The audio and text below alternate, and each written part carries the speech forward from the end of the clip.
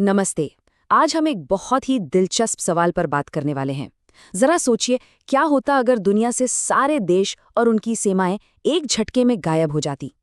ये सिर्फ एक ख्याली पुलाव नहीं है, बल्कि हमारे सोर्स मटेरियल पर आधारित एक गहरा वैचारिक प्रयोग है। तो आइए इस सोच की दुनिया में गोता लगाते हैं और देखते हैं कि ऐसी दुनिया आखिर दिखेगी कैसी।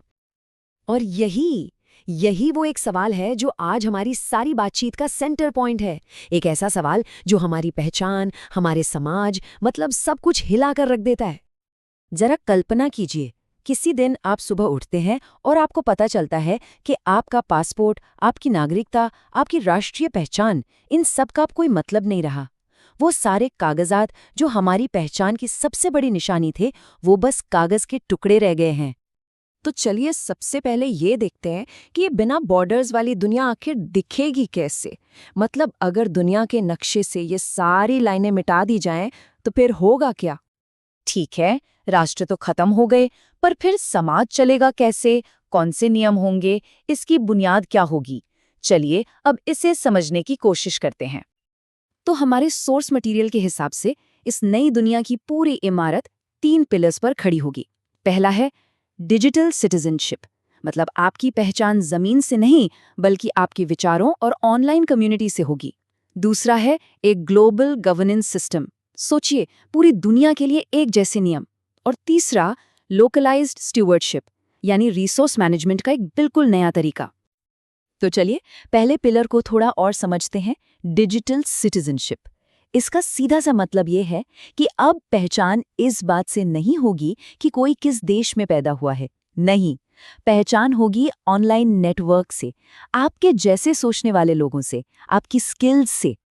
अच्छा, तो लोकल लेवल पर चीजें कैसे मैनेज होंगी?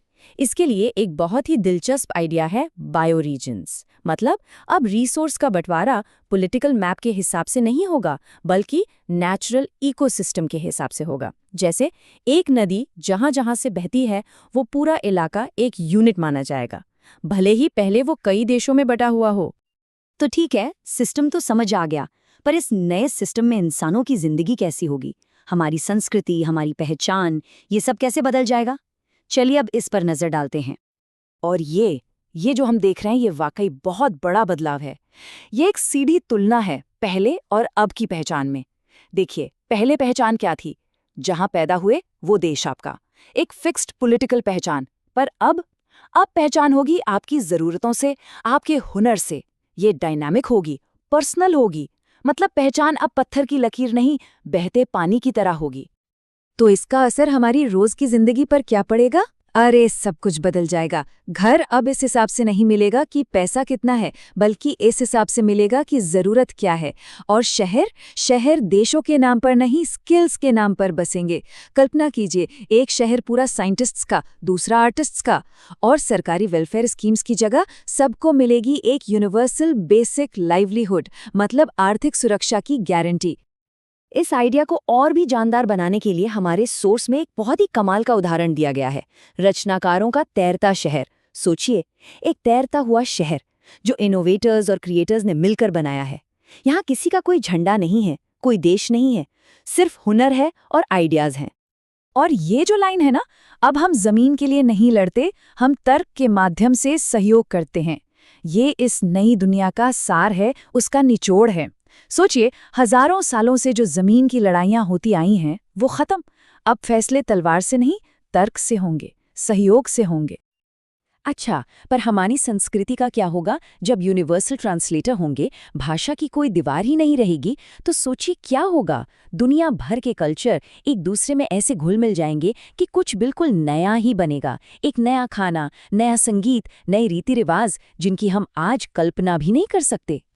ये तो हुई इंसानों की बात, पर हमारे प्लैनेट, हमारी पृथ्वी पर इसका क्या असर पड़ेगा? जब धरती किसी एक देश की प्रॉपर्टी नहीं, बल्कि हम सबकी एक कॉमन हेरिटेज होगी, तो हम उसकी देखभाल कैसे करेंगे? जब हम पृथ्वी को एक सिंगल यूनिट की तरह देखेंगे, तो जाहिर है हम उसे बेहतर तरीके से प्रोटेक्ट कर पाएंगे। जंगल, नदियां, समंदर, ये किसी देश के नहीं होंगे, ये पूरी दुनिया की जिम्मेदारी होंगे। जानवरों को माइग्रेट करने के लिए वीज़ा नहीं लगेगा, उनके रास्ते में कोई बॉर्डर नहीं आएगा। और क्लाइमेट चेंज जैसे मुद्दों के लिए एक ग्लोबल कोर्ट होगा जो बिना किसी पॉलिटिकल प्रेशर के फैसले लेगा। और ये बदलाव सिर्फ ज़ाहिरी नहीं है, ये हमारी सोच की जड़ों तक जाएगा। हमारी शिक्षा व्यवस्था पूरी तरह बदल जाएगी। बच्चों को अब इतिहास में राजाओं की जीत और देशों की लड़ाइयों के बारे में नहीं पढ़ाया जाएगा, बल्कि पूरी इंसानियत की एक साझा कहानी बताई जाएगी। मकसद पेट्रियट्स बनाना नहीं, बल्कि प्लैनेटरी सिटीजन बनाना होगा। लेकिन क्या ये सब इतना आसानी से हो जाएगा? नहीं, बिल्कुल नहीं। हर बड़े बदलाव का विरोध होता है और इसका तो जबरदस्त विरोध होगा। ये कोई यूटोपिया नहीं है, ये एक अधूरी दुनिया होगी जिसमें बहुत सारी चुनौतियां होंगी। तो ये विरोध आएगा कहाँ से? कई जगहों से। कुछ लोगों को डर लगेगा कि उनकी यूनिक कल्चर, उनकी पहचान खत्म हो जाएगी, सब कुछ एक जैसा हो जाएगा। जो देश पहले सुपर पावर थे, वो भला अपनी ताकत इतनी आसानी से क्यों छोड़ेंगे? और हाँ, अंडरग्राउंड मूवमेंट्स भी चलेंगे। ब्लैक मार्केट में राष्ट्रवाद बिकेगा, पुराने झंडों को फिर से जिंदा करने की कोशिशें होंगी। और इसी से जुड़ा एक बहुत ही पावरफुल आइडिया है, भूले हुए झंडों का तहखाना। सोचिए एक म्यूजियम जहां पुरानी दुनिया के सारे झंडे रखे हों। ये एक याद दिलाएगा, एक सबूत होगा कि देश का आइडिया कितना ताकतवर था और उसकी यादों को मिटाना कितना मुश्किल। और जानते हैं, यही शायद सबसे बड़ी सच्चाई है। बिना देशों की ये दुनिया कोई परफेक्ट बनी बनाई मंजिल नहीं है। नहीं, ये तो एक शुरुआत है, एक अधूरा प्रोजेक्ट है, एक ऐसा सफर जो शायद कभी खत्म नहीं होगा, जिसे हमेशा बेहतर बनाने की कोशिश चलती रहेगी। तो आखिर में हमारा सोर्स हमें एक बहुत ही गहरे और शायद कुछ लोगों के लिए एक मुश्किल सवाल के साथ छोड़ जाता है। क्या हम इंसान कभी अपनी पहचान को जमीन के एक टुकड़े से, एक बॉर्डर से अलग कर पाएंगे? या फिर ये देश और ये सीमाएं ही हमारी सभ्यता की बुनियाद हैं, जिनके बिना हम बिखर जाएंगे?